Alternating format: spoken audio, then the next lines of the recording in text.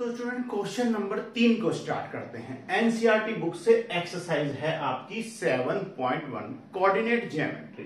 देखिए निर्देशांक ज्यामिति में प्रश्न नंबर 3 है, डिटरमाइन इफ द पॉइंट, आपको 3 पॉइंट दिए हुए हैं।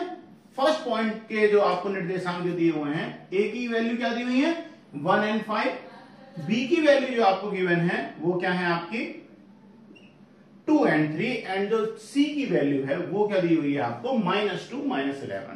प्रूफ क्या करना है, आर कोलिनियर, यानी हमें ये कोलिनियर प्रूफ करनी है। अब कोलिनियर प्रूफ करने के लिए क्या होता है, कोलिनियर प्रूफ करने के लिए हमें जो कंडीशंस होती है हम जरा उस पर ध्यान देखें। हमें क्या प्रूफ करना है, ये संरेखिक है या संरेखी है, तो उसकी कंडीशन क्या होती है, A B plus distance of A B plus distance of B C is equal to distance of C A. यानी कि अब मैंने आपको ये मान लिया कि जो ये संरेखिक हैं वो कैसे, अगर ये आपको एक हमने लाइन खींच ली, ड्रॉ की, ए बी और सी, ये संरेखिक कब होंगी, जब आप डिस्टेंस ऑफ ए बी जो भी आपका डी आएगा ये plus distance of B C जो भी आएगा D2, दोनों का सम डिस्टेंस ऑफ AC के इक्वल होना चाहिए। यानी क्या होना चाहिए, D3 के इक्वल आएगा, तो इसे कोलिनियर या संरेखिक कहा जा सकता है। ठीक है, अब आपको ये 3 पॉइंट जो है इनके निर्देशांक दिए हुए हैं। फर्स्ट का मान लेते क्या दिया हुआ है 1 और 5, यानी 1 and 5। बी के जो आपको दिए हुए हैं 2 and 3, बी के निर्देशांक क्या है 2 और 3, और सी के दिए हुए हैं -2 और -11। समझिए, ये आपको तीनों इसके जो है कोऑर्डिनेट्स गिवन है।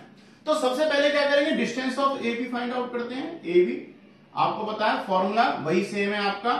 अब यहां से आपको क्या करना है, x2 - x1, तो यहां से देखिए x1 y1 और x2, और ये क्या होगी y2।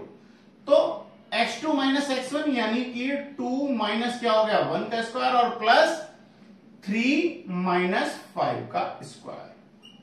अब देखिए 2 - 1 इक्वल टू क्या हो जाएगा 1 हो जाएगा, प्लस 3 - 2 इक्वल टू क्या हो जाएगा -2 का स्क्वायर, इक्वल टू √1 का स्क्वायर 1 प्लस 2 का स्क्वायर क्या हो गया 4, इक्वल टू √5।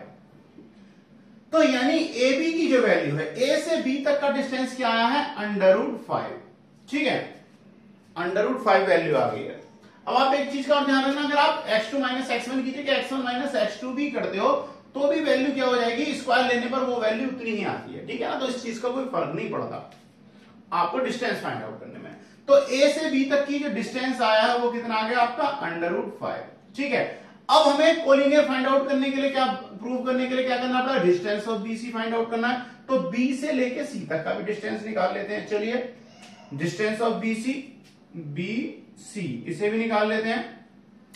अब इसके लिए चलो x2 x1 ये मान रखा है, x2 y2, तो मैं इसे मान लेता हूं x1 और y1। ठीक है, तो अब इस कंडीशन के लिए क्या हो जाएगा, फिर से क्या करना है x2 - x1 यानी कि 2 -2 का स्क्वायर और प्लस फिर क्या हो जाएगा y2 - y1 यानी y2 क्या माना है हमने 3 और माइनस y1 क्या है 11, इसका स्क्वायर, माइनस माइनस क्या हो जाएगा प्लस, तो क्या हो जाएगा 4 का स्क्वायर कर देंगे, माइनस के 4 का भी स्क्वायर करोगे तो भी वो प्लस का ही 4 आता है। ठीक है, तो क्या हो गया 4 का स्क्वायर प्लस ये कितना हो गया माइनस के 11 और माइनस माइनस माइनस क्या हो गया प्लस हो गया 11 और 3 कितने हो गए 14, इसका भी आप स्क्वायर करोगे।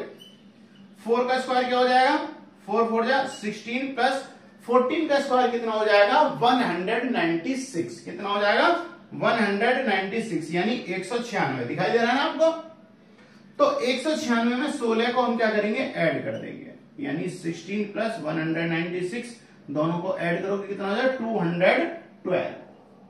तो अब देखिए जो बी सी की जो वैल्यू आई है वो कितनी आ गई है 212 यानी 212। ठीक है ना, दोनों वैल्यू आ गई। अब हमें कोलिनियर फाइंड आउट करने के लिए यानी संरेखिक करने के लिए अब थर्ड वैल्यू निकालें किसकी, सी ए की। तो अब सी ए की वैल्यू निकाल लेता हूं मैं, जगह नहीं है मेरे पास। अब आप ध्यान रखिएगा, ए बी की वैल्यू हम कर लेते हैं। देखो ए बी की वैल्यू क्या है मैं नोट कर लेता हूं, ए बी इक्वल टू क्या है आपका √5 और बी सी की वैल्यू क्या निकल के आई है √212। अब सी ए की वैल्यू और हम फाइंड आउट करेंगे। ठीक है ना, तो मैं यहीं पर सी ए की वैल्यू फाइंड आउट करूंगा। तो देखिए सी ए की वैल्यू अंडर रूट में सेम। अब y1 और यहां पर इसे मान लेता हूं मैं y2 और x2। अच्छा, अब क्या करोगे, y2 माइनस या x2 माइनस x1, तो क्या कर लेता हूं मैं 1 माइनस क्या हो जाएगा -2 का स्क्वायर प्लस y2 यानी 5 माइनस माइनस के 11 का और whole square. Minus minus plus हो जाएगा तो क्या हो जाएगा 3 का स्क्वायर और प्लस ये कितना हो जाएगा 11 प्लस 5 इक्वल टू क्या हो जाएगा 16, इसका भी स्क्वायर कर देंगे। अब देखिए 3 का स्क्वायर करोगे क्या आ जाएगा 9, और अगर हम 16 का स्क्वायर करते हैं तो हमें क्या मिलेगा 256। दोनों को सम करेंगे तो अंडर रूट में ये वैल्यू क्या आ जाएगी 265। कितनी वैल्यू आ गई 265।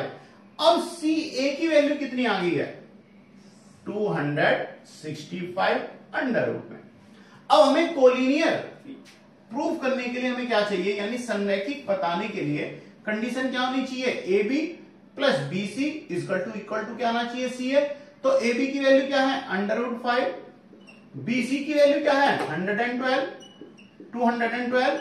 अच्छा, इज इक्वल टू क्या आ रही है 256 आ रहा है क्या, सॉरी 265 क्या आ रहा है। दोनों को अगर मैं सम भी करता हूं तो भी कितना आ रहा है 200 कितना आ जाएगा 17 आ जाएगा, बट 265 नहीं आ रहा, यानी कि नॉट इक्वल टू। जब ये इक्वल नहीं होगी तो ये संरेखिक भी नहीं होगी, यानी कि जो हमें प्रूव करना था कि ये कोलाइनियर या कोलिनियर है या नहीं, तो क्या है नहीं है, नॉट कोलिनियर या कोलाइनियर। ठीक है, तो आपका आंसर क्या आएगा नहीं है, संरेखिक नहीं है। तो मैंने क्वेश्चन नंबर 1 आपको प्रैक्टिस के रूप में करा दिया है, आपकी एक्सरसाइज हो जाएगी, क्वेश्चन हो जाएगा, वो आपको होमवर्क एज ए होमवर्क दे रहा हूं प्रैक्टिस के लिए। ये 2 क्वेश्चन है, क्वेश्चन नंबर 2 और क्वेश्चन नंबर 3। तो यहां पर आपको ए बी सी जो 3 पॉइंट है उन्हें मान लेना। फर्स्ट को क्या मान लोगे 4 5 ए के, और बी हो जाएगा 7 and 6, और सी की वैल्यू क्या हो जाएगी 6 and 3। सेम इसी तरीके से थर्ड क्वेश्चन में ए की वैल्यू मान लेना आप 0 and 5, फिर 0 and 9 बी की वैल्यू हो जाएंगी, कोऑर्डिनेट्स है बी के, और सी के कोऑर्डिनेट्स क्या है 3 and 6। ओके, तो स्टूडेंट इस तरीके से आप अपनी प्रैक्टिस कर लेना और अच्छे से क्वेश्चन को समझिए। नेक्स्ट क्वेश्चन में नेक्स्ट वीडियो में मिलता है।